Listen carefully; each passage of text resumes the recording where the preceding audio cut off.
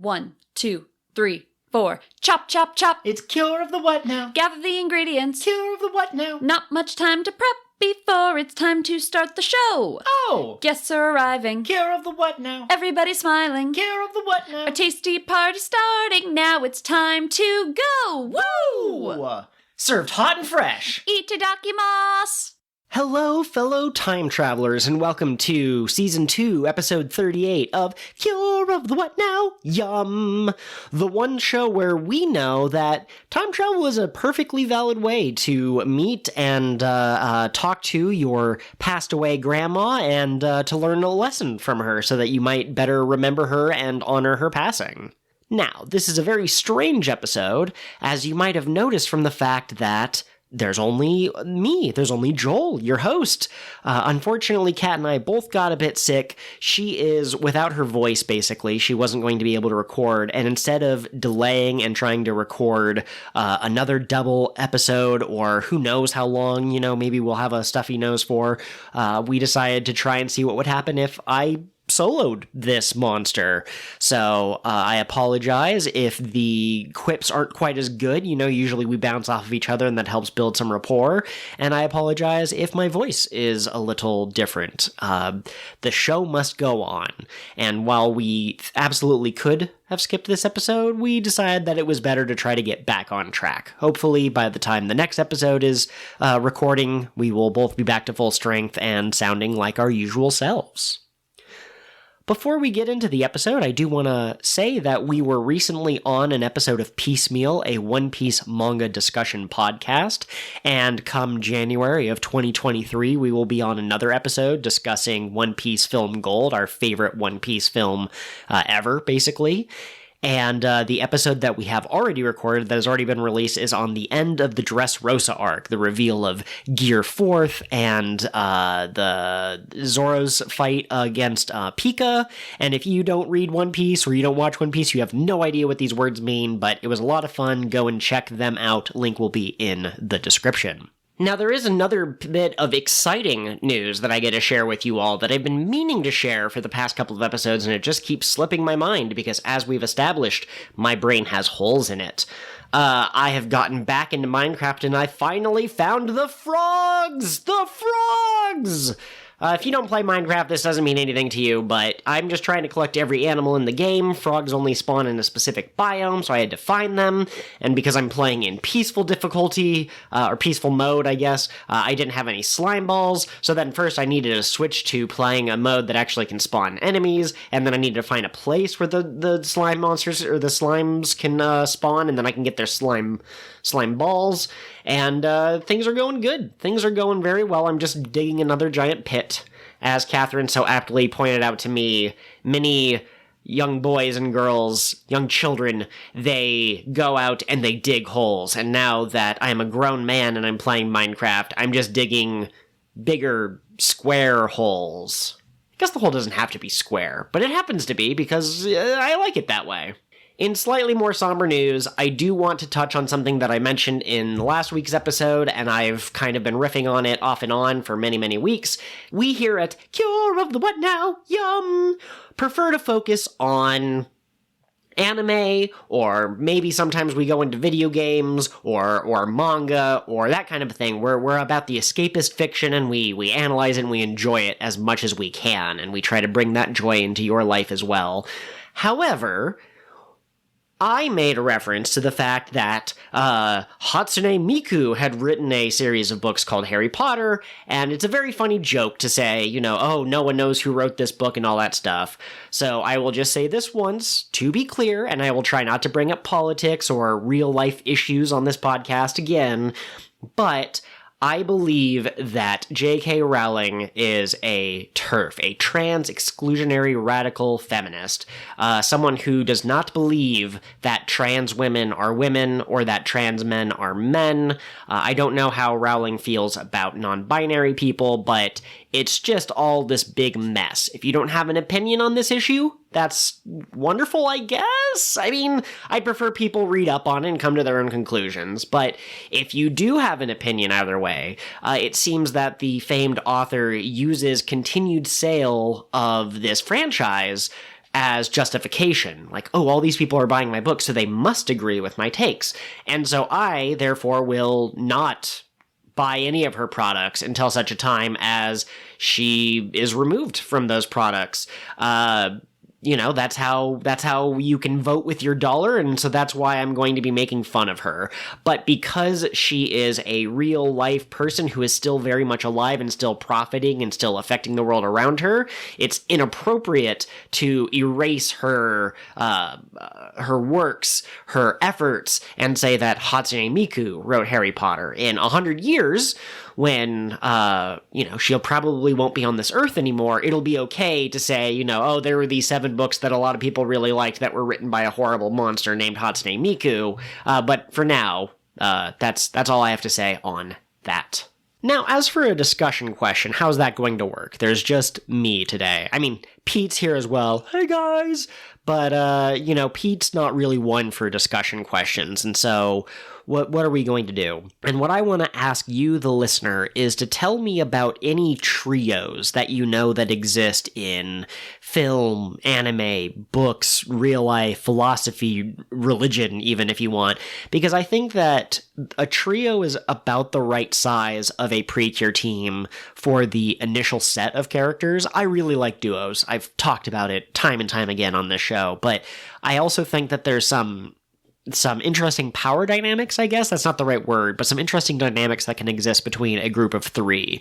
I know, for example, you have the Trinity in Kingdom Hearts with Donald Duck, Goofy, and Sora, although I can't really say I know what Sora is. Sora's I guess he's the attacker, and Donald is the magic user, and Goofy is the shield user. And in that same vein, you could have the physical, like the brute, the strong one. You could have the smart one, maybe not as physically powerful, but, much better at, thinking and that kind of a thing. And then the third one could be either defense or speed. That's kind of what Sonic's trios are, right? Sonic is the fast one, Knuckles is the strong one, and Tails is the smart one.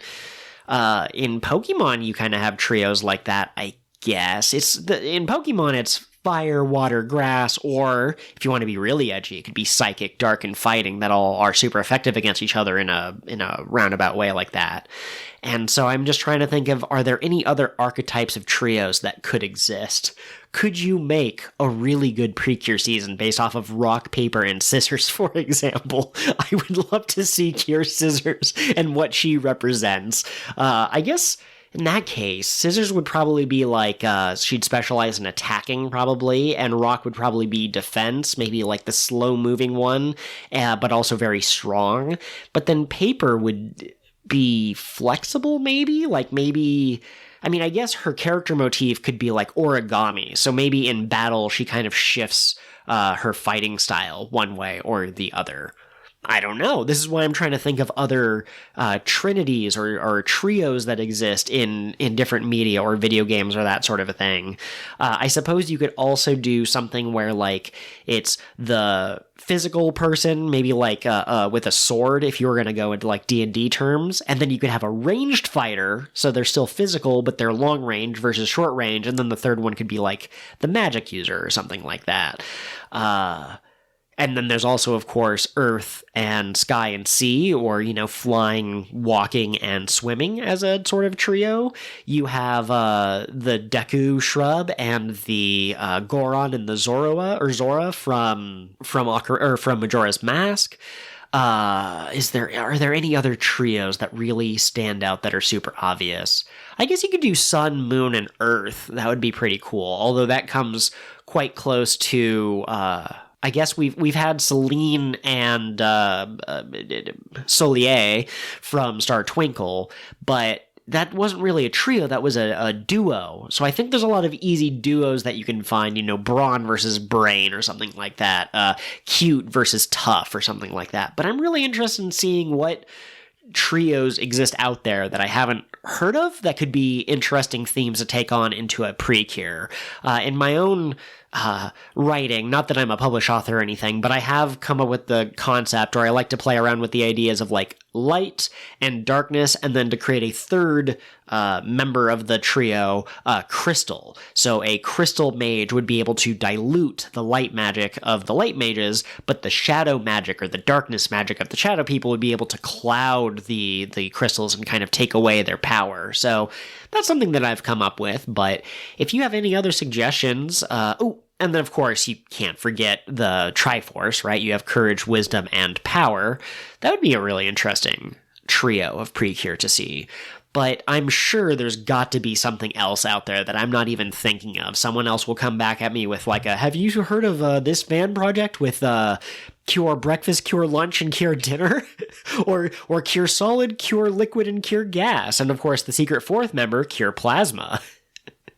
Let me know if you have any other trios that really stick out to you as really well balanced and that kind of a thing, and maybe we'll talk about it in the next episode of the podcast. But now I have the pleasure of telling you what we watched and what I will be covering this episode. And don't worry, I do have Kat's notes, so it's not like I'm just going to go off of only the top of my head. She'll be contributing in her own ghostly way from beyond the sound waves. What we watched were Delicious Party episodes 37, 38, and 39, and the Doki Doki movie, which was something like Mona's Getting Married, the dress of hope that connects to the future. And I will succinctly summarize the Delicious Party episodes first. Episode 37 is kind of a Mona's episode, but it's really more about Narcistoru. Secretoru tries to assassinate Narcistoru in the Ku Kingdom prison, but he is able to use that chance to escape using the portal to go back to the human world, where he basically gets roped into some shenanigans at a Mona's school festival type thing, where he gets mistaken for a teacher and he helps people out. And in this episode, Amane is like, I don't believe that we should kill Narcistoru. Not exactly, but basically she defends him in a way that still shows that she thinks he's guilty, but she's willing to give him a second chance, and he seems to kind of turn over a new leaf. Cool. In episode 38, we get time travel, where we find out that Kome can actually time travel people back to the past, but only once. How very convenient for any writers who need to limit their ability to time travel to solve problems. But they go back in time, they meet Yone, they meet a lot of the parents and adults that we've met throughout the series, a bit younger, and we actually meet Ginger, who is a Ku warrior, whatever they're called, and he has a cat headband on, so he looks like a cat, and he might actually be a cat, right? We don't know the physiology of all the people from the Ku Kingdom, and he also is paired up with Kome the First, so we got to meet Kome the First, who is he's a boy. And that's basically episode 38. We learn a little bit more about the lore that I'll go into in a little bit. And then in episode 39, Yui meets a classmate, and Yui tries to help this person out with words of wisdom from her grandma. And it kind of seems to help, but it doesn't seem to quite... This other girl appreciates the help, but it doesn't seem to fix the problem. But then at the end of the episode, Yui realizes, oh, I can come up with my own personal things that I could say, or my own words of wisdom that are better suited to my life experiences, and she's able to help out the character. And then we also get a little bit of a teaser as to a cinnamon plot that is going to be developing over the next couple of episodes, I assume. But the true highlight of today's episode is the Doki Doki solo movie. And in short, we find out that Mona's grandma passed away somewhat recently, maybe 5-10 years ago. Mona was old enough to remember her grandma. And she also had a dog that unfortunately is no longer with us, and she basically is still mourning both of them, but trying to live her best life. Some bad guys show up that have the ability to trap people in their own memories. And the girls get separated, and it looks like Mona's going to be trapped in the past because she wants to live in this world with her dog, Mallow, and her grandma, who's still alive, but then she remembers that, no, she has to save the world, basically, and she's rescued, and then they save the day. But then it turns out that the bad guy was actually being controlled by another bad guy, so they have to go to the future where the evil flute is going to take away their future, and they have to fight it, and then they win, and everything's saved. Hooray! So if Kat were here, she would say, what do you want to talk about first? And I would say, let's save the Doki Doki movie for last, because I see that as like the biggest thing that happened in all of these episodes, because it's a movie. It's a full-length movie with a lot of interesting stuff to get into. So we'll serve the Delicious Party episodes as an appetizer, to whet the appetite, as it were. I thought episode 37 was a little strange, but also okay.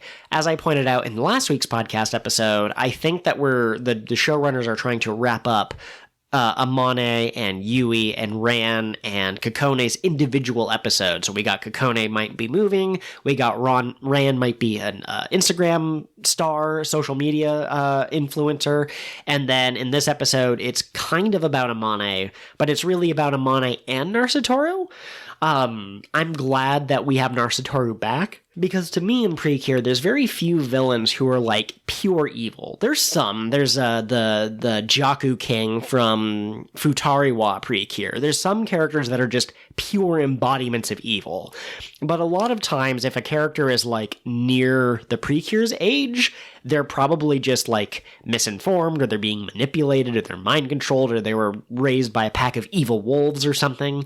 And so I really like that when Narcistoru was captured, they introduced some kind of ambiguity as to like, why might he be evil?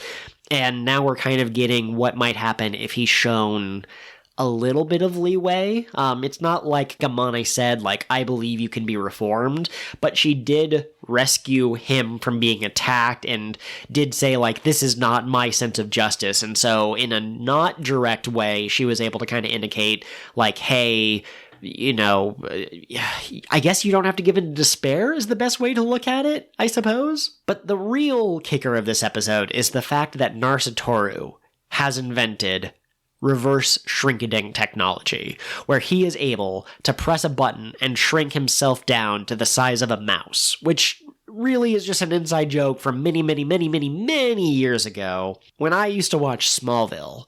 At one point, I was on some forum, and I don't even remember what it was called, but it might have even been like Game Facts or something.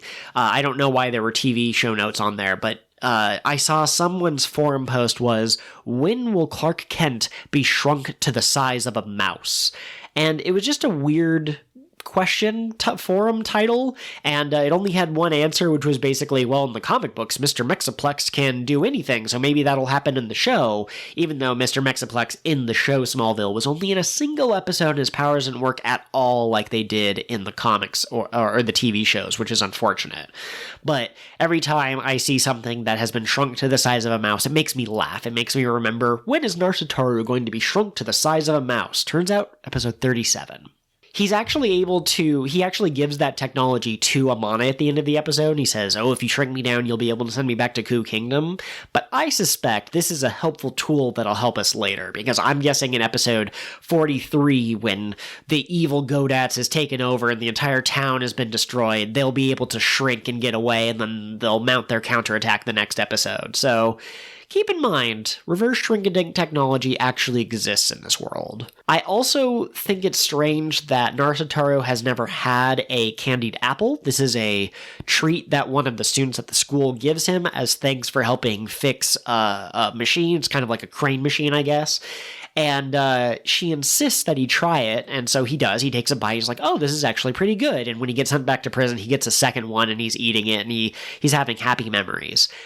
I kind of thought, from what little we had of Narcitoru's past, that he was like a picky eater, or like maybe he doesn't like overly sweet things, or he doesn't like overly bitter things. Like, I thought he had very specific flavor preferences, and so the fact that he is just given a really sweet apple or whatever, and he happens to like it or whatever, like, maybe she just happened to pick a random food that's really good, or maybe they're going for the food that's shared tastes better.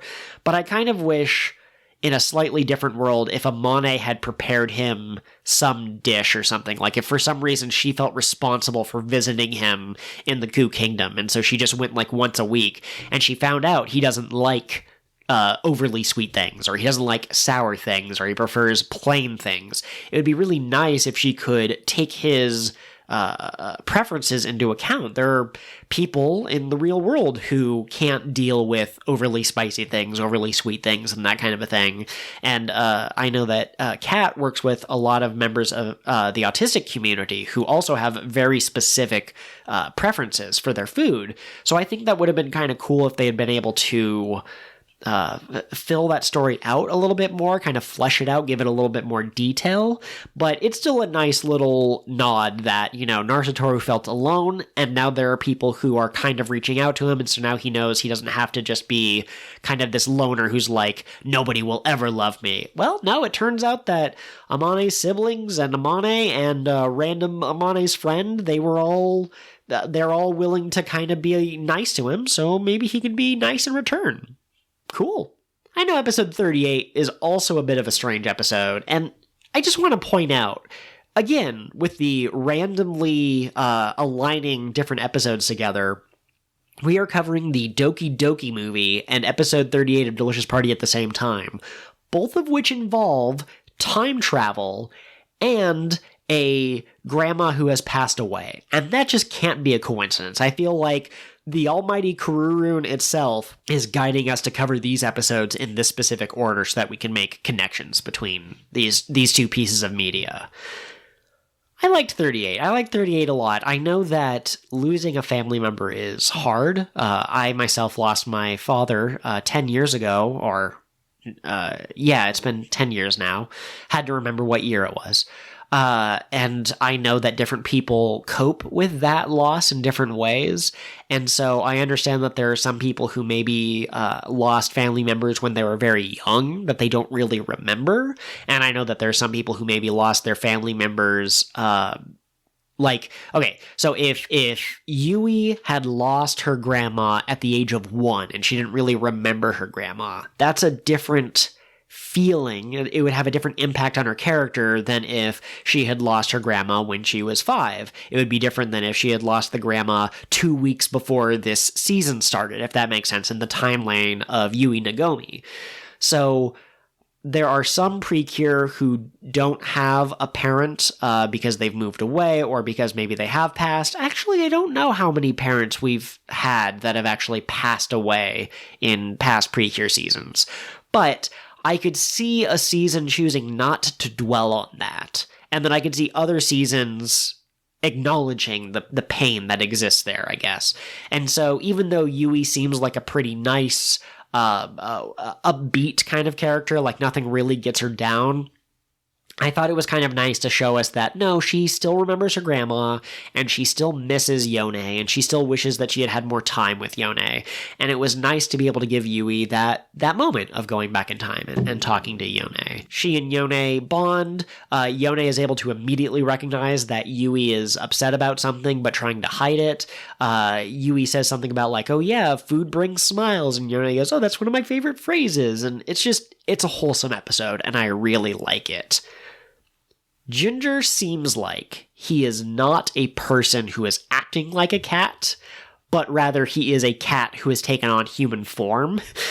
He was playing with, I don't even know what you would call it, but a cat toy at one part in this episode, and that just seems rather odd to me, that he would actually be playing with that if he wasn't just like part cat. So I think everyone in the human world sees Ginger and goes, that's a human who sometimes acts like a cat because he's weird. But I think the reveal is going to be that he is a cat, in fact, or he has cat ears and he wears the headband so that people mistake him as a weird person instead of a cat man. But I don't have a whole lot to say about this episode other than it was nice. I'm glad that they gave us some time to kind of relate to Yui and see how her perspective has changed. We'll get into that in a second when I talk about episode 39, but it was just a really good episode, and you can really feel that they wanted to make Yone kind of not a central character, but also not a not central character. I don't know what I'm saying, but I think that Yone has been a big part of the show since episode 1, and I'm glad that as we're nearing the end of the season, we're kind of bringing it full circle and bringing her back into the foreground. We kind of went several episodes without any of Yone's sayings about food, and, Kat and I made fun of the fact that Yone had a food metaphor for every situation in life, but it also kind of felt weird when we just suddenly stopped getting wisdom from her, and now the torch has been kind of passed on to Yui, who's now going to start giving her own different types of advice that are better suited to her situation. And I wish that could be the perfect segue into episode 39 that it should be, but I also have to talk about, we find out that Ginger built a machine, I guess it's a machine, I'm not sure, that can it can attract Hoka Hoka hearts to it. So that seems to be why there's so many recipes in the town at this point in time. But also the fact that he wanted to keep it secret makes me think that there's someone who can't be trusted in the Ku Kingdom, or maybe there will be a threat that's so powerful that the Ku Kingdom won't be able to handle it and they'll need the help of the human realm. But for whatever reason, he kept it a secret from people. Mary, Yui, Amane, the Delicious Party team basically now know about it. But before Mary was able to tell Fennel about it, they got kind of cut off. So I'm starting to wonder if maybe Fennel's a little sus, to use Among Us terminology, because we know that it's strange that the Bundaru gang can just go to the Ku Kingdom. They explicitly mention that, I think, in either the Narcistoru episode or the time travel episode as like a, it was weird that he was able to escape or that they were able to get to him. So we only know a couple of people in the in Ku Kingdom. We know the king, we know the queen, we know Fennel, Cinnamon, although he's been kind of kicked out, Ginger, who we presume has passed away, Kome the First, who has passed away, presumably, and we know the I can't remember what their name was, but the other apprentice condiment warrior from a couple of episodes ago, and that's basically it. So Fennel's looking the most suspicious to me, and I'm curious to see how that plays out, if that's going to be a thing or not. Episode 39, you won't be surprised to hear that I can't remember all of the details. I remember that the new character that Yui is friends with wants to play soccer, has a single dad. I assume mom passed away. They don't explicitly talk about it, but the dad's basically just pushing himself to his limits, trying to support his daughter, and she wants to try to support him, but he's all like, no, I'm the adult and you need to play soccer, and if you get scouted, then you'll be making enough money that I won't have to take care of you.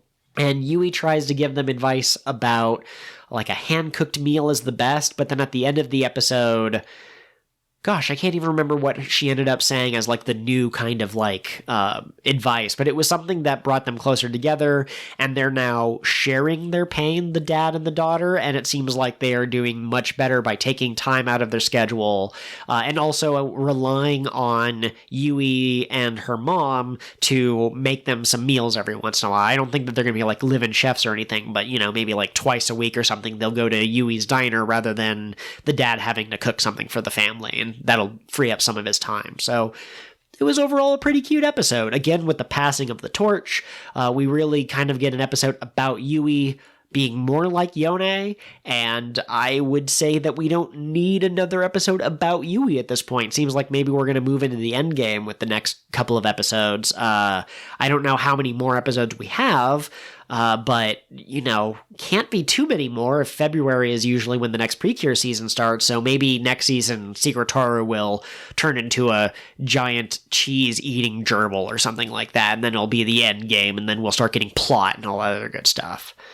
But one last thing that we do get is that we get Takami's mom Skyping with Takami's dad and saying they were asking about Ginger, Cinnamon, because originally when we saw Takami's mom, she did not refer to her husband as Cinnamon. She referred to him by whatever name he took when he came to the human world, and it was unclear if she knew anything, but apparently she knows more than she's letting on, and she is warning him, and it looks like next episode's going to be the big, well, not the big reveal. Who knows how the story's going to play out, but it seems like we're going to get some Takumi, black pepper, cinnamon stuff moving forward, and that'll probably be another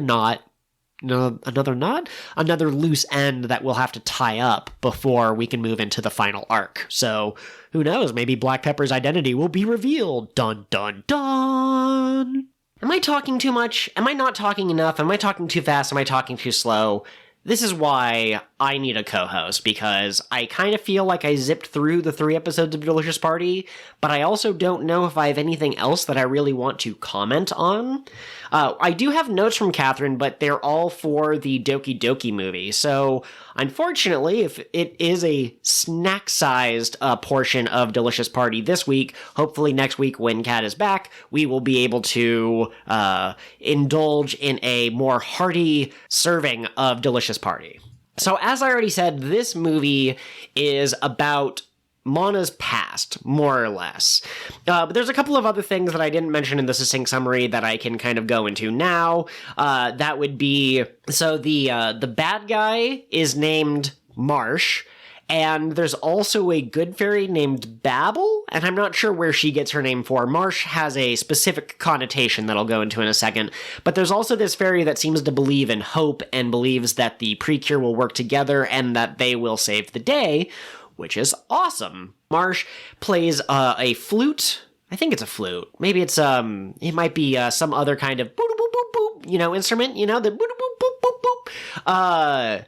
I don't know instruments. I know it's not a guitar, and I know it's not a piano. It might be the drums, but I'm not sure. But he's able to use this to bring back all of the forgotten toys of the past. Not even toys, because there's like cars and stuff, but just any objects that humans have thrown away and forgotten about come back. There's an old automobile that's like, I can still drive, and there's like a doll that's like, I can still play with children, or whatever the heck. And he amalgams them into a giant whale, which is very interesting. Maybe whales, because whales are said to have a really good memory, or is that elephants? No, I think whales are basically the elephants of the sea, right? So they probably remember just as much as the elephants do. It might also be that one story from the Bible. Maybe they're going to go into the belly of the beast. I believe that story is called Pinocchio. But what else is interesting about this is that they're able to take these film reels, Marsh is, and kind of like suck people into these memories and kind of trap them in their past. And I just think that's very interesting. I'm not sure how I would have done it. I like it as movie reels because it's sort of like you're watching a home movie of your own childhood memories. So it's almost like Mana's parents could be watching her as a baby, and that they're so nostalgic for it that they get like Mario sucked into the painting kind of a thing. And that kind of works, right? I don't even know if kids these days know what home recorded. I guess we have iPhones, so in 20 years when we have PreCure, Doki Doki 2, the Doki Reckoning, we will have Marsh come with a bunch of iPhones and absorb people into that and send them to the cloud of memories. But what is interesting also about these memories that are showing up and affecting people and all this other stuff is that Augury's not here. She just isn't here for some reason. We see Makoto, and we see Mana, and we see Rika, and we see Ai. No, wait. Maybe we don't see Ai, because I guess Ai would have been with Augury, who's mysteriously gone. But we see Alice, and we see Sebastian, and they're all fighting the bad guys, and Augury does eventually show up, but not until near the very end of the movie. And I think either it's a play off of the fact that Augury doesn't have memories going back further than, like, I don't know, a year. I don't know how long Augury's been in the human world, but she hasn't been there for long. So either she'd be immune to the memory magic, or the movie would reveal something about her past that we're not supposed to know until later in the series. So she's not there for the first part, but then near the end when all the girls are having their solo moment against their individual bad guys, Cure Ace just kind of shows up to Makoto and goes, hey, let's let's fight up, let's team up and fight this evil mannequin. And I just think that's an odd way to include her. You'd think that they could have just written at the very beginning, like, oh, Augury and her grandma are visiting America or Switzerland, or they're out of country for some reason. And then when she shows up partway through the movie, she could be like, I came back because I knew that something bad was happening. My spidey senses were tingling, or, something like that. I brought me here. But let's talk about what might be the most obvious foreshadowing in the world. We find out at the very beginning of the movie that Mana had a dog who passed away, a dog that has never been mentioned, and who she's very sad to see go. And then we have a bad guy who shows up who has the ability to manipulate memories and that sort of thing. Now, the dog's name is Mallow, which I thought was kind of interesting, and I happen to know, I'm very well read, you see, but in Mario and Luigi, there's a character named Mallow who I believe is short for Marshmallow. And and the dog is white. So I was like, okay, the dog's name is obviously Marshmallow. And then the bad guy who leads the Forgotten Toys or whatever wears a mask, has white hair, seems to know Mana specifically, and is named Marsh. I wonder what it could mean. And that's how you get the final act twist. I think, does every PreCure movie have a character that seems good and then turns, who seems evil but then turns good? Maybe not all of them. Like, I don't think we had that in Futari-wa, but I think a lot of movies play with this, where, like, a character shows up and they're like, I'm the villain, and then they hug that villain and then they become a good guy and they're like, I'm not a villain, and then the real villain shows up. And the real villain is, of course, the aforementioned drums that Marsh was playing with his mouth by going doo-doo-doo-doo-doo into it. And that flute can time travel, and then they can fight the flute in the future, which, sure, I mean, if you have time travel in your movie, why not go both backward and forward? It's a waste to only have a one-way ticket, if you ask me. But that's the real reason why this movie has to do with the wedding dress, even though that's not really what the movie is about at all. Like, it very briefly mentions the wedding dress at the beginning of the movie. The one that Mana's grandma wore to her wedding and then gave to Mana's mom, and then Mana will someday wear. And then the end of the movie, when they go to the future, is Mana's wedding, and apparently maybe she's the first to get married out of everyone there. But the movie's not really about weddings or romantic love. It's more about memories and, I mean, love for your family and love for, like, your pets, also family, but like the wedding dress seems a little odd, but it is a kind of a nice bookend to show at the beginning and the end. We see all the girls grown up. We don't see who Mana is marrying, although in the theme song or the opening for this movie, it does show Mana going into a chapel, and it's actually Ira and Marmo who are disguised as the groom and the pastor, I think, or the priest, whichever one is the one that does the marrying.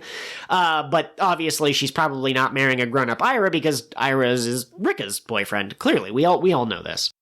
But we go to the future, we see Mana in her dress, and they're fighting this weird octopus thing? No, what did it turn into? It was more like a jellyfish. So we have an aquatic theme going on in this movie. And we have, I think Mana's like, why did it turn into a jellyfish? And Rika is like, don't focus too much on its form. That doesn't make any sense. But in the end, what we get Mana teaming up with Marshmallow, the good boy, who has come back as a ghost dog to help her fight. And then they save the day. But sadly, Marshmallow is taken from us a second time. He throws himself in the way of an attack that was going to hit Mana, and it hit him, and he's out of commission, and he says, oh, I love you, Mana, fight on in my stead and be a good girl. But like, this movie gives us not one but two dog deaths, and like, that's seriously upsetting. Like, I know we've had PreCure that, like, want to destroy the universe or erase people's feelings or want to, maybe implicitly kill people. But for the most part, this is a lighthearted show for children that's, the bad guys are taking away the concept of fun. And then through the power of friendship and sometimes punching, you get the power back. Like, no one actually, like, dies. Like, you're not going to have Cure Precious getting shot by Secretorio or anything like that. Like, you would not get that. So why did this movie have to show us the dog passing, and why did it have to happen twice? Like, that seems so strange. But, we explicitly see it when Mana gets trapped in the past. which is kind of a strange strategy for Marshmallow to trap her in the memory that is most going to traumatize her and make her want to leave the dream reality. But, we get to see that happen, unfortunately. And then he comes back as a ghost, and then it happens again. What the hell, PreCure? Don't do this to me. Don't do this to us. Overall, I would say this is a decent movie. It's not amazing. The bad guys don't really have any kind of, theme to them. I don't know if theme's the right word, but Marsh is able to summon these various people. There's Purple Buggy, and the mannequin has a weird color. It's like Carmine mannequin or something, like a color it's a fancy shade of red. And then there's a clock who I think is Silver Clock, maybe? And there's nothing super interesting about their personalities or, how they're defeated. Rika creates a ring of ice for the bicycle to slip on, but then when he shows up later, he has treads that can allow him to travel over the ice, but then they punch him really hard and save the day. Catherine and I both wish that, Rika and Alice end up in the same dream, flashback, whatever you want to call it, and they end up teaming up together to defeat, Purple Buggy and the Silver Clock guy. But they don't really do it in, a unique way. They don't create, an ice shield or something, or they don't, create a bunch of rain, and then Alice is able to use her clover to, umbrella them or anything. It's just a really boring, we just punch them really hard and that's how we're gonna save the day. And then the mannequin turns into this weird brutish monster kind of a thing, and then Augury and Makoto are able to defeat it, and that's just kind of how it goes. And Mana's grandma is able to sense that she's actually a memory and is able to tell Mana, hey, if you listen, you can hear all of your friends calling to you, which just proves the long-standing theory that PreCure grandmas are in fact psychic and can transcend time, space, dimensions, and reality. We saw it with Honoka's grandma, who was able to know that they were PreCure and might have once been a PreCure herself, and now we see it with Mana's grandma, who has a name, but I did not write it down. I feel awful. And we also get it with Yone, essentially, seems like creating the recipes or creating the love of food that will be so important to the town moving forward. So, grandma's PreCure's secret weapon. I don't have much else to say about this movie. I do have some notes from Catherine, which I will read off now, just in order, and I will elaborate on a few that I think I didn't touch on when I was talking about what happened in this movie. Of course, Augury is telling people what to do with their miracle lights. Boss Augury coming in clutch, the bossy little 5-year-old who tells everyone what to do and expects them to obey. Why 11 Fang? The fairy snuggle into MILF Davi's titty. Also, she's Batman. Marsh knew Bebel. Terrifying nightmare mannequin daddies. Oh, there you are, Augury. Where were you? We see Mana actually bleed, and this movie made us watch a dog die twice. Shit-ass movie. And I agree, this is the worst PreCure media I have ever seen, and I have 3 seasons that I would never willingly watch again, so that tells you something. We also had it confirmed from AU, that magical girl AU, that this is the only time we have ever seen a PreCure bleed. We've seen them get the little scuff marks that you do in anime to sometimes show damage, but doesn't actually show being hurt or that kind of thing. We see them get knocked unconscious or transform back into their civilian clothes, but this is the only time we see actual blood on the screen. So I don't know, with that and the stuff with the dog, I think that maybe they were just trying to see if maybe they could try to grab an older audience, maybe? That's my guess. I don't know. I haven't read up on it, but that is possible. I did not mention that Davi is Batman. So the fairies escape the girls getting sucked into the whale UFO memory film thing. And they decide that they're going to try to save their partners, right? And this is when the fairy Bebel shows up. And so they need to find a way to break into the whale. And so they get on top of a really tall building. And then Davi is wearing like some special suit and she gets on a motorcycle and all the other fairies are in her shirt kind of pressed up against her, and then they do a daredevil, jumping off of Evel Knievel. That's the word I'm looking for. That's the name I'm looking for. Evel Knievel flying off of a ramp, and then she jumps off the motorcycle, and her suit is actually like a flight suit, and she's able to float into the whale with the other fairies. So that's kind of interesting. We find, so in Rekka and Alice's, and Makoto's, I guess, in their memories, they're talking with their parents. So Alice is with her dad. I don't think we see her mom. Rekka is with both parents, and Makoto is back with Princess Anne. But when they realize that they're in a dream sequence, for some reason they forgot that they were in a dream sequence, even though Mana remembered for a while.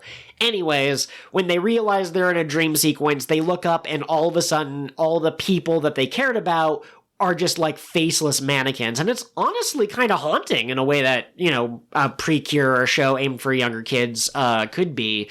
And it turns out that those mannequins are the things that make the red mannequin stronger, and that's why she becomes a buff mannequin, because she eats all of the other ones. It's truly the Soulsborne of Doki Doki PreCure happening here.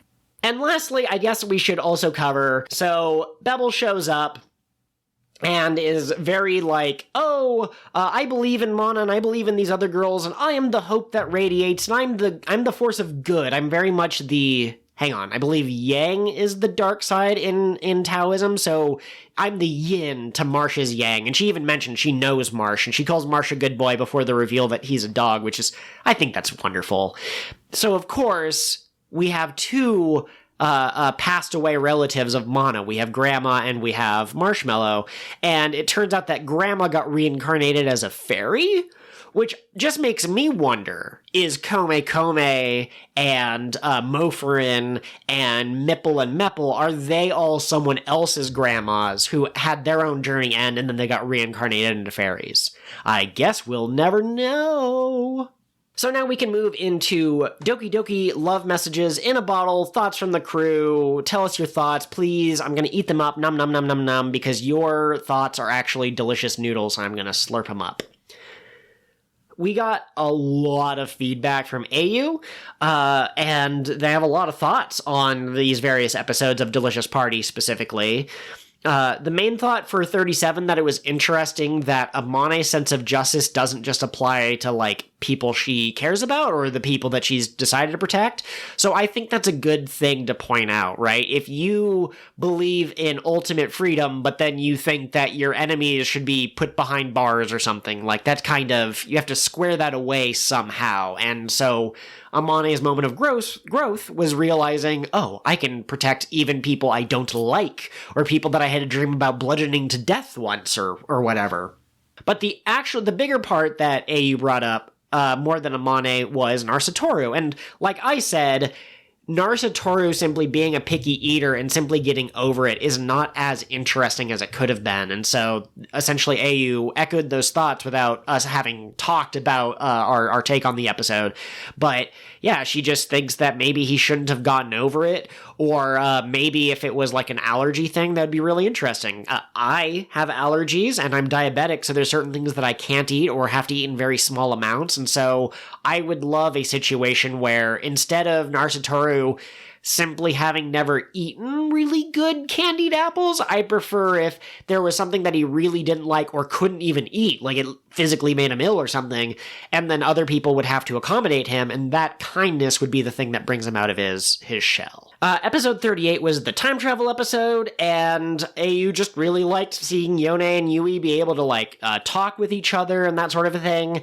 It is a shame, and I guess I didn't realize this, but Kome 1 and Kome 2 couldn't actually meet each other, and that's kind of interesting. Probably just to, not confuse the kiddos, but I also wonder if there's, maybe a specific reason that the show writers don't want those two characters to meet. For example, if Kome 2 became Godats? Ooh, who knows?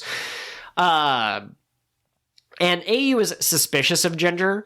Ginger doesn't seem to really, care too much that Kome had to sacrifice himself. Kome the First had to sacrifice himself in order to complete the heart accelerator. Seems like maybe it was all according to his Keikaku. My words, not AU's. But I'm not sure. I like the idea that maybe Ginger is not quite what he seems. We haven't seen Godats, and I really strongly suspect it's someone with a past tied to Ku Kingdom, which would make Ginger the most obvious suspect. But at the same time, I don't know. I can't think of a time that PreCure has had a villain pretend to be a good guy who we, the audience, didn't know was obviously evil, from the get-go. We had, not Joe, we had the guy dress up as Joe. Bell. Grandpa Bell showed up as Joe, but his color palette was already wrong immediately. We knew that Ryu was the bad guy before he showed, or Ryo was the bad guy before he showed up to Ichiga's house and drained her of her happiness or her feelings or her Kira So I don't know if we would have a character who was introduced to us as fairly upstanding and nice, and then they turn out to be evil, but at this point, it kind of feels like someone's gonna have to turn evil. I don't know who it is. AU also pointed out that Secretoru knew how the watches work, the SOS for the recipes. She says something to Takumi about the PreCure girls haven't shown up because they must be out of range. They must not be close enough to hear the recipes cries. And that's fascinating. How do you know that, Secretoru? We're also getting more Secretoru backstory. I forgot to mention that when I was talking about the episodes, but we found out that Secretoru's whole thing is being a perfectionist, and we get a flashback to when she was younger and not evil, and she had a hard time cooking, and so I assume she has some kind of trauma about, she tried to cook the zucchini bread, and someone ate it, and they went, oh, this isn't very good, but then Yui will be like, oh, thanks, Secretoru, I really like your zucchini bread, and that'll be the moment where Secretoru becomes a good character again. But yeah, we have more about Secretoru's backstory and motivations at the same time that we're getting this question of how does she know about the watches and how they work and stuff like that. Could she have in fact been a previous PreCure who failed it in some way? I highly doubt it, because you'd think that the show would have mentioned it by now, but it's something to keep your eye out for, isn't it? And then we also get official confirmation in the flashback episode, or the going into the past episode, that Yui's dad took the mom's surname.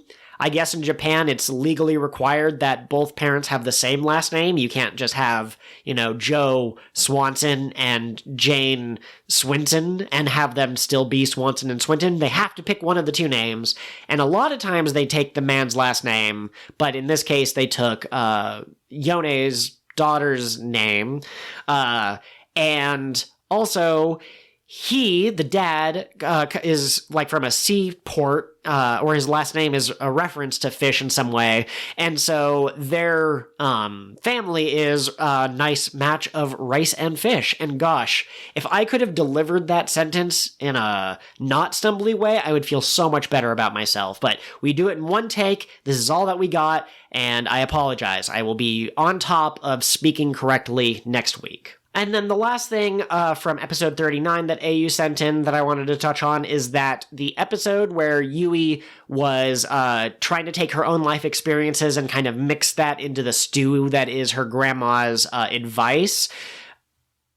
That reminded AU strongly of Papaya's arc, where she was trying to write, but she didn't know enough about life, I guess, in order to write a story. And so that's how she was able to become a better writer, and that's how Yui was able to become a better advice giver. Very interesting. That'll about wrap us up for today. I don't know how much fun it's going to be to look at the next episode title and discuss it with myself, but next episode of PreCure of Delicious Party will be called What I Can Do, Black Pepper and Takumi's Decision. The only thing that I find most interesting about this is it's black pepper and Takami's decision. So I'm imagining that this is a sort of like a Two-Face or like a Green Goblin situation where like Takami is the host and like he's the main person, but then Black Pepper is like the black symbiote that is slowly taking over his mind and making him crave eating only pepper, no salt. And that has been your doot final thought. Outro goes here. Thanks for listening, everyone, and don't forget to send your well wishes to Kat on either Twitter or our Discord, wishing her to get better soon. I don't know how much longer I can keep the ship afloat without her. Bye! Thank you all for joining us for another delicious plateful of Cure of the What Now? Please take a moment to rate and review wherever you get your podcasts from. Or if you're watching on YouTube, be sure to leave a comment, a like, or lick that subscribe bell so you know when the new episodes are going up. Did you just say lick it? Well, yeah, we're baking delicious foods. It's a delicious party. Anyway, you can find me on Twitter at PirateGhostHost. Please don't lick me. Can you even lick a ghost? I'm on Twitter at Kotwin_pod. KOTWN_pod. Absolutely. And as always, the Discord link is in the Twitter bio and also in the YouTube description. Come join us for weekly discussions, streams, and all of the PreCure your heart can handle. Thanks for listening, everyone. Yum. Or no, I'm full!